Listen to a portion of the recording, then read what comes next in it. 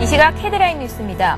뉴욕 증시는 그리스 지원을 놓고 의견차가 심했던 프랑스와 독일이 일정 부분 합의에 이르렀다는 소식에 힘입어 혼조세로 마감했습니다. 다우지수는 0.36% 오르며 12,000선을 회복했습니다. 유럽 주요 증시는 그간 그리스 지원에 가장 강경한 입장을 보였던 독일의 앙겔라 메르켈 총리가 추가 지원 가능성을 시사한 덕분에 일제히 반등했습니다. 유럽의 금융주들이 대부분 강세를 보였는데요. 프랑스와 독일 증시가 0.8% 올랐습니다. 정부가 내수 활성화를 위해 공공부문 근로시간을 오전 8시 출근, 오후 5시 퇴근으로 전환하고 국내 관광 활성화를 위해 초중고교의 봄, 가을 방학을 신설하는 방안을 면밀히 논의하기로 했습니다. 월세만 무려 1,000만 원이 넘는 이른바 골든 월세 시장이 확대되고 있습니다. 그간 서울 강남구, 용산구 등에 국한됐던 초고가 월세가 최근 강북권이나 강남 주변구에서도 늘고 있는 것으로 나타났습니다.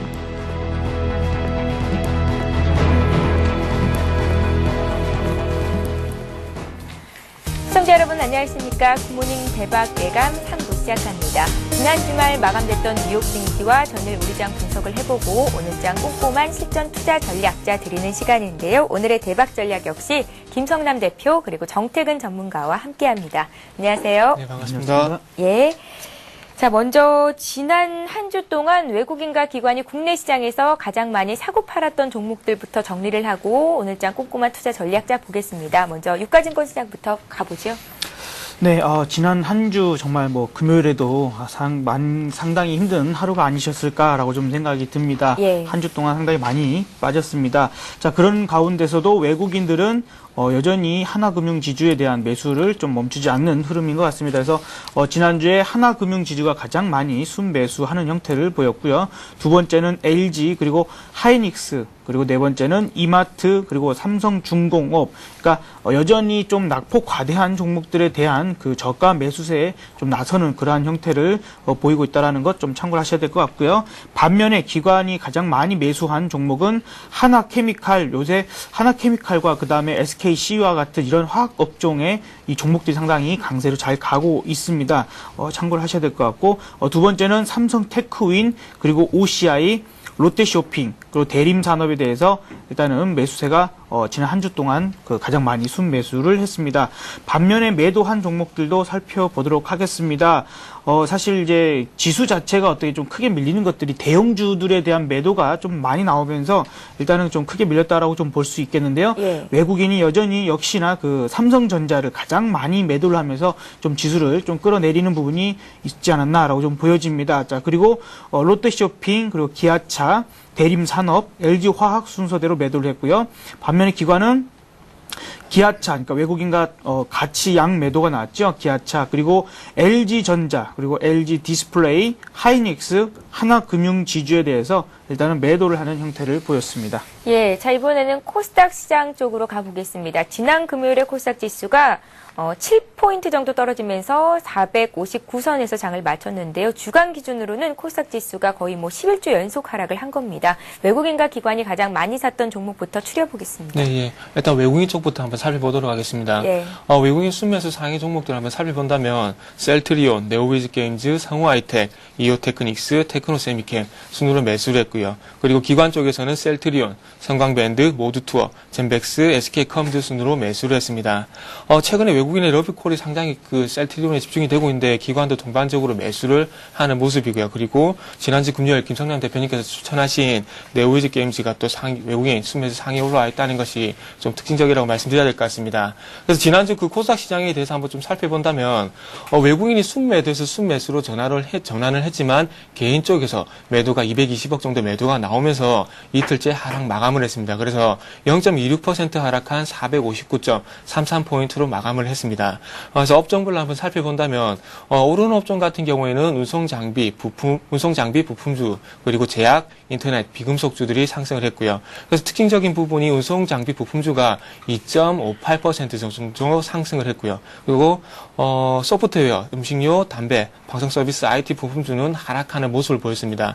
특히나 소프트웨어 같은 경우에는 또 2.8% 정도 하락했다는 부분이 특징적이라고 말씀드려야 될 것 같습니다. 그래서 마지막으로 특징주만 언급 언급을 좀 해드린다면 KTS가 조금 급등을 하면서 마감을 했습니다. 그래서 KTS는 주가 안정을 위해서 74억 8,400만 원 규모의 자사주 취득을 결정했다고 밝혔고요. 그리고 취득 예정 주식은 보통주 380만 주, 8.17% 정도, 8.17% 정도 규모가 되고요. 그래서 오는 9월 16일까지 장내 취득키로 했다고 결정을 했습니다. 예. 자, 이번에는 오늘 국내 증시에 영향을 미칠 만한 글로벌 증시 마감 소식 그리고 이슈들 체크를 해보겠습니다. 유럽 증시는 그리스 재정 지원이 이뤄질 것이다라는 기대감에 상승을 보였고 미국 증시는 혼조세를 보였는데요.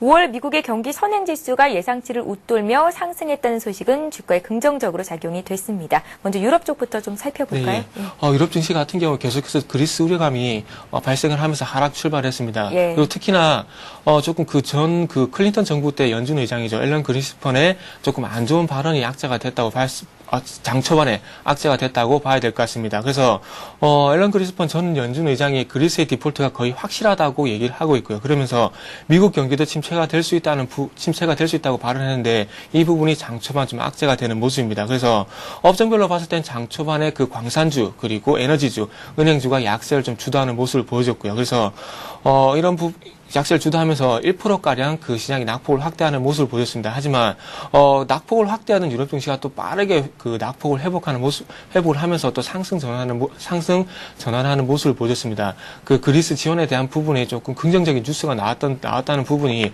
호재가 됐습니다. 그래서, 독일의 메르켈 총리와 사르코지 대통령이 정상회담 후에 민간 투자자들이 자발적 참여를 이끌어내 그리스, 채무 위기를 위기를 해결하도록 노력하겠다고 입장을 밝힌 것이 호재가 됐습니다. 그래서 그간 그리스 지원에 대해서 가장 강경하게 입장을 보였던 독일이 추가 지원에 대한 얘기가 나왔던 부분이 호재가 됐다고 말씀드려야 될 것 같습니다. 그래서 하락했던 유럽 증시가 상승폭을 상당히 저점 대비해서는 한 1% 정도 상승폭을 확대하면서 조금 강하게 상승 마감했다고 말씀드려야 될 것 같습니다. 그래서 그 정상회담에 관한 내용을 조금 전달해드린다면 앙겔라 메르켈 독일 총리가 그리스 부채 위기 해결을 위해서 유럽 중앙은행과 협력하겠다고 밝히면서 그리스 국채를 보유한 채권자들이 사태 해법에 중요한 역할을 해야 한다는 기존 입장에서 물러날 수 있다고 시사를 했습니다. 예. 그래서 추가 지원에 관한 가능성이 있다는 부분이 호재가 됐다고 말씀드리겠습니다. 그래서 이날 베를린에서 니콜라스 사르코지 프랑스 대통령과 정상회담 뒤에 기자회견을 열고 민간 채권자들이 자발적으로 사태 해결에 참여하길 원한다고 얘기를 하고 있고요. 그래서 사태 해법은 20위와 함께 찾을 것이라 얘기를 하고 있고 이에 대해서는 20위와 이견이 없다고 말을 하고 있습니다. 그래서 민간 부분 그리고 그리스가 좀 긴축에 대한 부분만 조금 시장이 원하는 방향으로 이끌어준다면은, 이전에 저번 주에 한번 말씀드렸는데, 22와 IMF가 공동으로 한 700억 유로 정도, 자금을 지원할 가능성이 큽니다. 그래서 이런 부분이 자금 지원을 얻기 위해서는 그리스도 한 발짝 물러나고, 그리고 마찬가지로 민간 참여가 좀 필요할 것을 보여주고 있습니다. 그래서 사르코지 대통령도 정상회담 뒤에 그리스 부채 위기 관련해서 돌파구가 마련됐다고 밝혔습니다. 그래서 유럽 쪽은 이 정도 마무리를 하고, 다음은 미국 증시 한번 넘어가서 말씀 좀 드려보겠습니다. 예. 미국 증시 같은 경우에도 3대 지수가 좀 상승 출발했습니다. 그리스 지원에 대한 기대감이 작용을 하면서 시장 분위기가 우호적으로 작용을 했고요. 그리고 5월 경기 선행지수가 또 예상치를 또 대폭 상회하는 모습을 보여주면서 시장의 조금 호재가 됐다고 봐야 될 것 같습니다. 그래서 그리스 기대감으로 금융주가 조금은 강세를 보였다는 부분이 시장 초반 강세를 보일 수 있는 원동력이 될 수가 있다고 말씀드려야 될 것 같고요. 그래서 상승세를 유지하던 미국 증시 같은 경우에 IMF가 세계 경제 성장률 전망치를 4.3%로 당초보다 0.1% 하향 조정한 것이 조금 글로벌 경제 우려감이 작용을 하면서 상승폭은 조금 축소를 하면서 마감을 했습니다. 그리고 나스닥 지수 같은 경우에는 휴대폰 제조업체인 리서치 모션이 실적 부진과 그리고 실적 전망 하향으로 인해서 상승 전강 후약의 모습을 보이면서 하락 전환하면서 마감을 했습니다. 그래서 이런 부분이 조금 시장이 혼조세를 보였다고 말씀드려야 될 것 같고요. 그래서 화면을 한번 보면서 조금 말씀드리겠습니다. 5월 경기 선행지수가 전월 대비 0.8% 정도 상승을 했습니다. 그래서 예상치인 0.2%를 대폭 상회하는 수준으로 마감을 했습니다. 그래서 지금 최근 경기 선행지수가 3개월 연속 꺾이는 모습을 보여줬습니다. 그래서 이번 달까지 만약에 이렇게 꺾였다면은 연말까지 경기가 안 좋아질 가능성이 크다는 겁니다. 3개월에서 4개월 정도 경기 선행지수가 꺾인다는 것은 이후에 3개월에서 9개월 정도 경기가 꺾일 가능성이 크기 때문에 조금 이번에는 중요하다고 말씀드릴 수가 있고요. 그래서 경기 선행지수가 대폭 상회하는 모습을 보여줬는데 이런 부분을 볼 때 이제는 3개월, 그리고 6개월 뒤에 경기는 조금 괜찮아질 가능성이 크다는 부분에 좀 무게 중심을 둬야 될 것 같습니다. 그래서 최근에 IT 업종이 상당히 좋지가 않습니다. 그렇다면 경기 선행지수 같은 경우에 최소 3개월 뒤에 경기가 좋아질 것이라 예상하고 있는 부분이고요. 그리고 그렇게 봤을 때 주가는 그 전에 조금 움직여주지 않겠나 말씀드리고 싶은데 그렇다면 IT주가 6월달, 7월달 쪽에는 조금 바닥을 다지는 모습이 나왔을 것 같고 7월이 조금 중순이 지나면서는 조금 바닥을 다지면서 반등하는 모습이 나오지 않겠나 이렇게 연관성을 가지면서 조금 보셔야 될 것 같습니다. 그래서 이런 부분이 경기 선행지수가 좀 좋게 나오면서 2차 양적 완화 조치 종료를 앞둔 연준이 2012년 초까지 기준금리를 조금 제로에 가깝게 유지할 것이라는 전망이 나오고 있고, 이번 주에 22일, FOMC 회의가 열리는데 조금 긍정적으로 양적 완화 조치는 좀 유지가 되고, 3차 양적 완화 조치는 조금 지켜봐야 될 것 같습니다. 예. 자, 이번에는 지난주 금요일에 마감됐던 국내장 그리고 아시아 시장 정리를 해보겠습니다. 일본과 중국 증시 모두 일제히 하락을 했는데요. 중국 증시가 특히나 계속된 하락을 이어가고 있습니다. 주말 동안에 기준금리가 인상될 수 있겠다라는 우려감이 주가에 반영이 됐었는데요. 자세한 소식 정리를 해보겠습니다. 네, 일단 일본 증시와 또 중국 증시 일단은 하락 마감을 했습니다. 일본 증시도 그래서 9,300선으로 털썩 주저앉았는데 이 건설업 쪽에 일단 낙폭이 좀 더 컸었습니다. 그래서 59엔 정도 하락한 9,351엔으로 마감을 했는데요. 일본 증시가 사실은 0.3% 상승 출발했습니다만 나중에 점차 낙폭이 좀 깊어졌습니다. 그래서 전기가스업을 제외하고는 나머지 전 업종이 거의 하락을 했고요. 그 중에서도 건설업이 2.5% 그리고 증권업에서 한 2%가량 좀 날카롭게 하락을 했습니다. 자, 중국 최고의 그 롤러코스터 종목이죠. 도쿄전력이 또 10% 이상 또 밀리는 그런 흐름이 나왔습니다. 자, 일단 중국 증시 역시 좀 하락 마감을 했는데요. 이 긴축 부담감에 정각 후약장으로 일단 0.8% 밀리면서 2,642포인트로 마감을 했습니다. 인민은행이 금리 인상 카드를 꺼내놓을 수도 있다라는 그러한 소식에 이 부담감이 작용하면서 하락 마감을 하게 됐는데요. 그 전일 2% 가까이 밀렸었던 부동산 지수는 오히려 한 1.2% 상승 마감했습니다만 나머지 수도 전기가스 지수가 한 2.3% 밀리고 채굴업 지수도 1.2% 그리고 금융보험 지수도 0.7% 밀리는 등 대부분의 여타 종목들이 다 좀 밀리는 그러한 흐름이 나왔습니다. 자, 대만은 IT 기술업종 위주로 좀 밀리면서 0.21% 내린 8,638포인트로 마감을 했고요. 홍콩 증시 역시 나흘 연속 하락을 했습니다. 그래서 1.16%가 밀린 21,695포인트 정도로 마감을 했습니다. 자, 아시아 전체적으로 조금 좋지 못한 흐름들이 좀 이어지고 있는데 무엇보다도 우리나라 증시 상당히 좀 큰 폭으로 밀렸었죠. 어떻게 보면은 이제 장 마감 급작스럽게 또 끌어올려놓는 부름이 나왔습니다만은 그렇다 하더라도 14포인트가 넘게 일단은 하락을 했습니다. 그래서 겨우 다시 2030포인트를 지켜내는 흐름을 나타냈습니다만 장중 저점이 점차적으로 내려가고 있다라는 부분들도 일단은 시장 자체에 좀 부담이 되는 것 같습니다. 여전히 외국인들이 계속해서 매도를 하고 있는 가운데 개인과 기관이 매수에 가담을 했고요. 그 다음에 이제 프로그램 쪽에서 6천억이 넘는 그 매수세가 들어오면서 막판 장을 조금은 끌어올렸습니다. 일단은 이러한 부분들이 사실은 주말을 좀 앞두고 있는 부분들도 조금 부담이 됐다라는 부분도 있을 것 같고요. 어떻게 보면은 2,008포인트까지 밀렸었죠. 그래서 2,000포인트가 상당히 좀 위협을 받을 것이라는 금요일 이제 제가 그런 말씀을 드렸습니다만, 정말 이 하루 만에 그렇게 2,000포인트 부분까지 밀릴 거라고는 참, 정말 무서운 장이었습니다.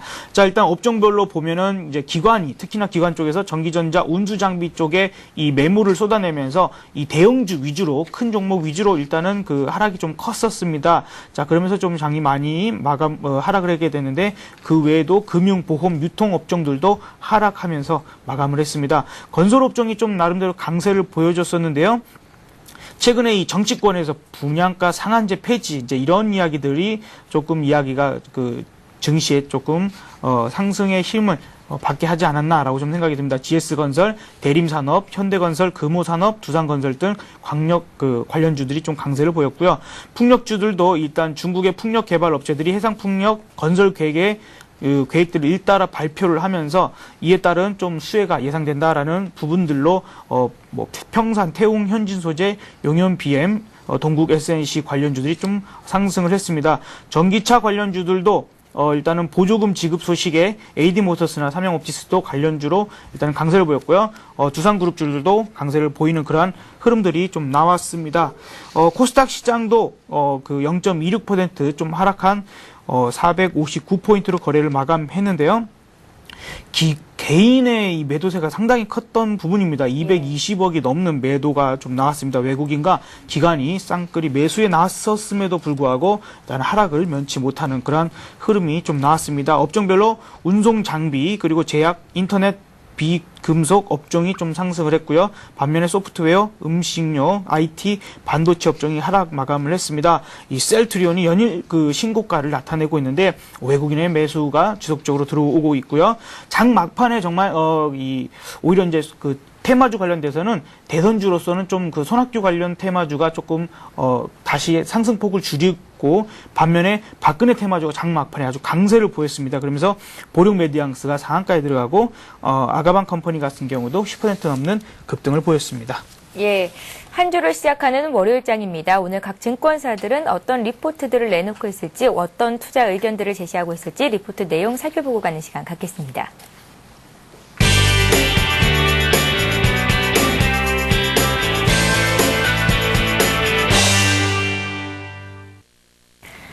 이 시각 각 증권사 리포트 내용 살펴보죠. 먼저 동양종금증권의 의견부터 보겠습니다. 동양종금증권은 글로벌 펀드가 신흥지역에서 순유출이 지속된 가운데 선진지역은 순유입으로 전환됐다고 밝혔습니다. 그러나 선진지역의 자금 유입을 추세적인 전환으로 보기는 어렵다고 판단했는데요. 반면 글로벌 펀드 소비재 섹터 자금 유출이 축소된 가운데 경기 민감 업종에서 경기 방어 업종으로의 포트폴리오 조정이 지속되고 있다고 조언했습니다. IBK 투자증권은 그리스 사태와 FOMC 이슈로 인해 금융시장의 혼란 및 경기 불확실성이 지속될 것이라고 우려했습니다. 그리스의 강력한 채무 조정은 금융시장에 부담이 될 것이며 당장 합의가 이뤄지기는 어려울 것으로 내다봤는데요. 또한 미국 연준의 2차 양적 완화 종료 이후 수급 부담 속에 국채금리 상승 역시 우려된다고 전망했습니다. 우리투자증권은 국채 만기 연장과 함께 전국 불안 완화로 인해 그리스 리스크가 약화되고 있는 시점이라고 밝혔는데요. 결국 논의에 대한 시간은 소요가 되겠지만 그리스 국채의 10년 이상 장기 연장과 그리스 담보 제공 등으로 그리스 디폴트에 대한 우려는 가닥을 잡을 것이라고 전망했습니다. 또한 일본 대지진과 작년 남유럽 국가의 단체 디폴트에 대한 우려 등의 학습 효과를 감안한다면 이후발 금융위기가 현실화될 최악의 시나리오가 전개될 가능성은 낮다고 조언했습니다. 신한금융투자는 금주 시장은 긍정적인 글로벌 이벤트들로 점차 안정을 찾을 것이라고 전망했습니다. 또한 지난주 갑작스레 하락한 IT 업종에 대한 의견도 제시했는데요. 이에 IT 업종은 2분기보다 3분기를 봐야 한다고 조언하면서 IT에 영향을 주는 수급 주체인 국내 기관의 매매 동향에 주목해보자는 의견을 제시했습니다.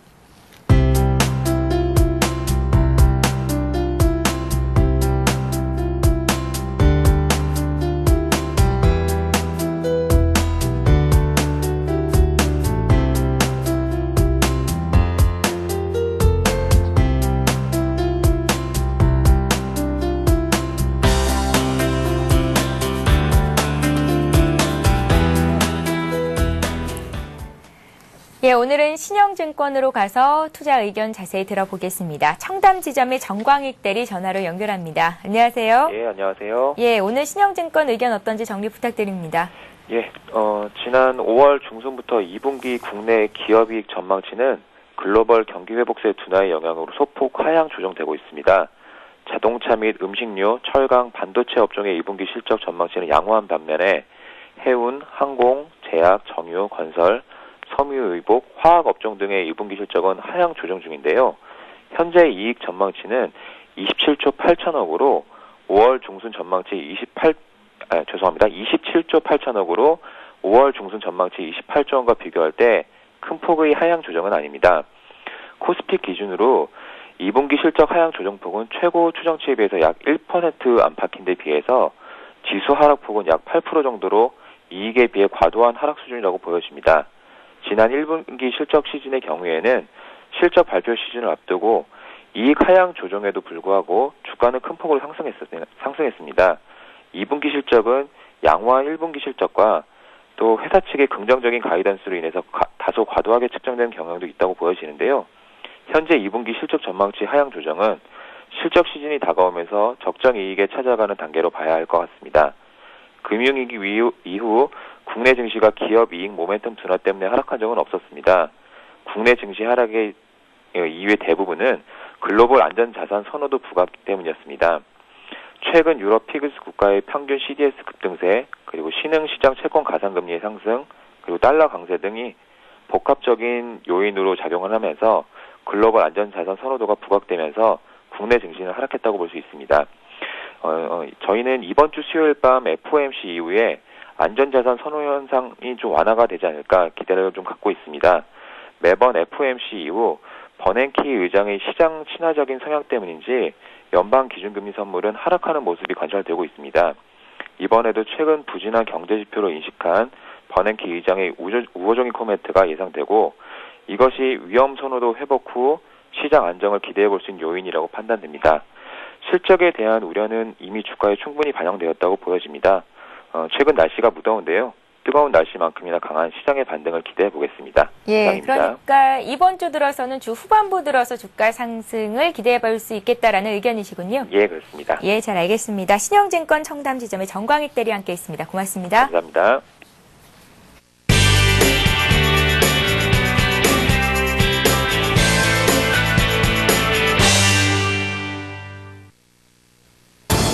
잠시 후 8시 50분 서울경제TV 투자손자병법이 개장 10분 전에 여러분 곁을 찾아갑니다. 지난주 우리 증시가 큰 부침을 겪었습니다. 대외 변수들이 상당히 많이 쏟아졌고요. 이 때문에 급락세로 이어졌던 날들도 상당히 많았습니다. 지난주 금요일 같은 경우도 이런 모습 그대로 보여줬습니다. 급락 이후에 다시 반등을 꾀하기도 했지만 그 낙폭을 많이 메꾸지는 못하는 모습 보여줬습니다. 이렇게 계속해서 불안한 흐름을 보이면서 지난 금요일 2천선을 위협받기도 했고요. 앞으로의 행보에 대해서 궁금해하시는 분들도 상당히 많이 나오고 있습니다. 저희가 이번 주 중에 상당히 큰 이슈들이 있습니다. 이 부분을 저희가 집중 조명해 보도록 하겠습니다. FOMC 2차 양적 완화 종료 시점을 미국에서 논의가 될 예정이고요. 이와 함께 그리스의 재정 문제, 유럽 재무장관들이 모여서 이 부분을 논의한다고 합니다. 국내 관련된 재료로서는 MSCI 선지지수 편입, 과연 이번에는 잘 될 수 있을지 그 부분도 함께 살펴보도록 하겠습니다.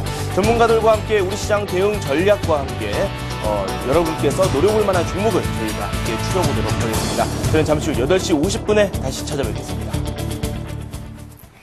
예, 계속해서 오늘의 대박 전략 이어갑니다. 지금 시간이 8시 23분을 넘어가고 있고요. 개장을 40분도 채 안 남겨두고 있는 상황에서 오늘은 어떤 투자 전략이 유효할지 말씀 들어보겠습니다. 김성현 대표님, 네. 이번 주까지는 좀 관망을 해보자라는 의견이 지난주 의견이셨는데요. 어떻습니까?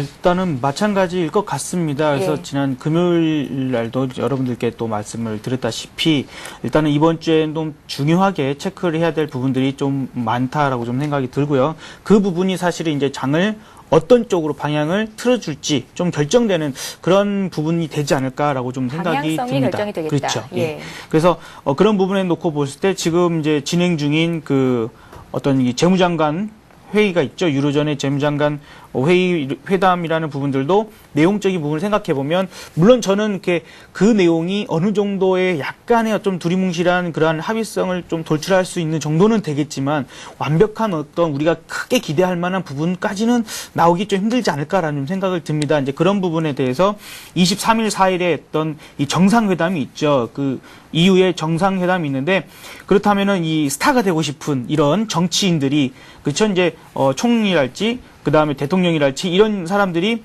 어떤 그 전 세계적으로 이슈가 되고 있는 이 그리스의 해결안을 과연 이 재무장관들한테 그 공을 넘길 것인가? 내가 나서서 직접 해결하는 그런 모습을 액션을 취할 것 같다는 좀 생각이 듭니다. 지금 정치인들이 항상 그렇잖아요. 그렇죠? 예. 스타가 되고 싶으면 이 한민관 씨한테 연락을 하는 게 더 빠를 텐데 일단은 그런 부분들로 봤을 때는 합의점이 오히려 그 좀 뭔가가 확실한 그 해결책은 오히려 그 정상회담 이후로 좀 나오지 않을까. 나는 좀 그런 생각이 듭니다. 그래서 이번 주에도 조금 지지부진하지 않을까. 또한 FOMC에 물론 뭐 금리 인상이 나오겠습니까? 안 나오겠죠. 근데 그들에 대한 이 벤 버냉키 의장의 어떤 코멘트랄지 이런 부분의 내용들이 과연 앞으로의 양적 완화 정책이 이제 어떤 형식으로 이렇게 다른 형태를 좀 띨지 혹은 완전히 정말 종결되는 부분이 확실하게 나오는 건지에 대해서 이야기가 어느 정도 좀 되겠죠. 그래서 그에 따른 앞으로의 시장도 조금 볼 수 있는 내용들이 좀 나올 것이다라는 이야기들이 좀 될 것 같습니다. 그래서 이번 주까지는 그러한 내용들을 조금 차근차근히 확인하시는 게 좋겠다라고 좀 생각이 들고요.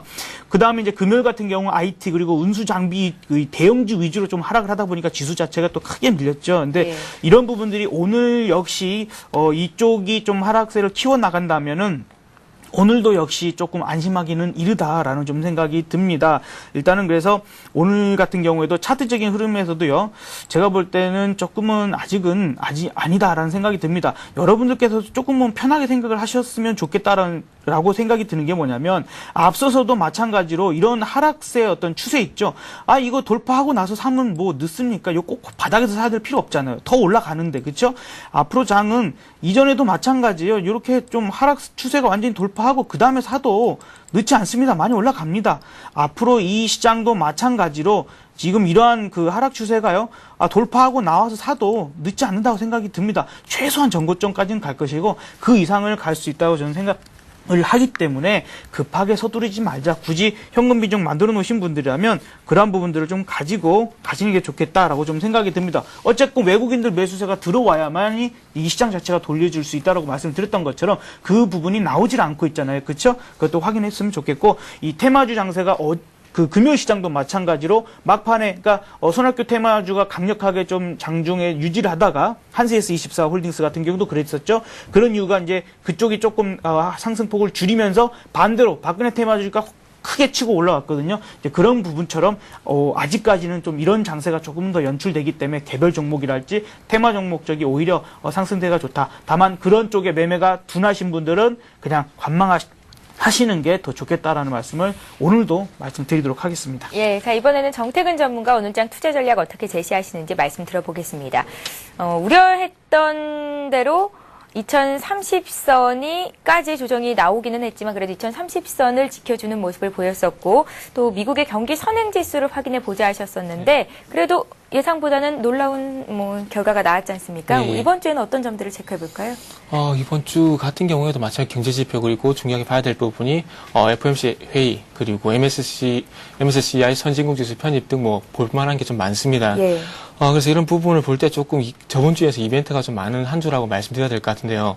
오늘 같은 경우에는 좀 마찬가지로 저는 미국 증시가 조금 상승폭이 좀 축소된 부분이 조금 우려스럽습니다. 그리고 주말 또 뉴스가 나온 부분인데, 골드만삭스에서 미국의 GDP 2분기 GDP 전망치를 3%에서 2% 정도 하향 조정을 했습니다. 예. 그래서 이런 연유를 한번 살펴보니까 제가 계속해서 저번 주 제조업 지수에 대해서 계속해서 반복해서 말씀드렸는데 그 부분이 조금 저하고는 좀 맞는 부분이 있는 것 같습니다.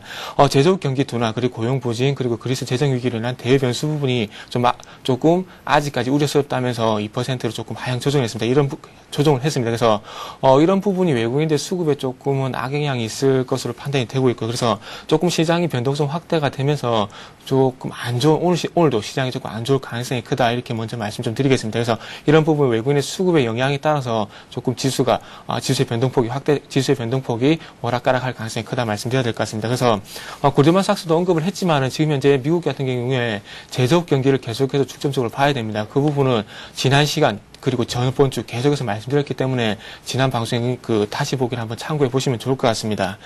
그래서 계속해서 시장이 지금 2030포인트를 지켜주고 있습니다. 근데 이런 부분이 계속해서 확인을 해봐야 될 부분인 것 같습니다. 이렇게 지켜주다가 한순간 깨져버리면 큰 급락이 나올 수 있기 때문에 지금 현재 2030포인트, 지금 현재 전문가들 증권가에서 계속해서 2030포인트 대해서 말을 하면서 지킬 것이다 얘기를 하고 있지만 그 부분은 시간이 지나야 알 수가 있는 부분입니다. 그리고 저도 2030포인트를 깨기를 솔직히 원하진 쉽지는 않습니다. 예. 그렇지만 이 부분이 만약에 깨졌을 경우에 큰 급락이 나올 수 있기 때문에 아직까지는 좀 조심하시라고 말씀드리고 싶고요. 그리고 조금은 이번 주 말부터는 조금 저가 매수 그리고 시장이 조금 어떤 터닝 포인트가 나오지 않겠나 말씀드리고 싶습니다. 그리고 마찬가지로 경기 선행지수가 제가 저번 주에 말씀드렸듯이 분기점이 될 수 있는 구간이기 때문에 조금은 한 번 정도는 조금 긍정적인 신호가 나왔다고 말씀드려야 될 것 같습니다. 그래서 화면을 조금 보시면서 이번 주 발표될 지표들에 대해서 조금 말씀드리도록 하겠습니다.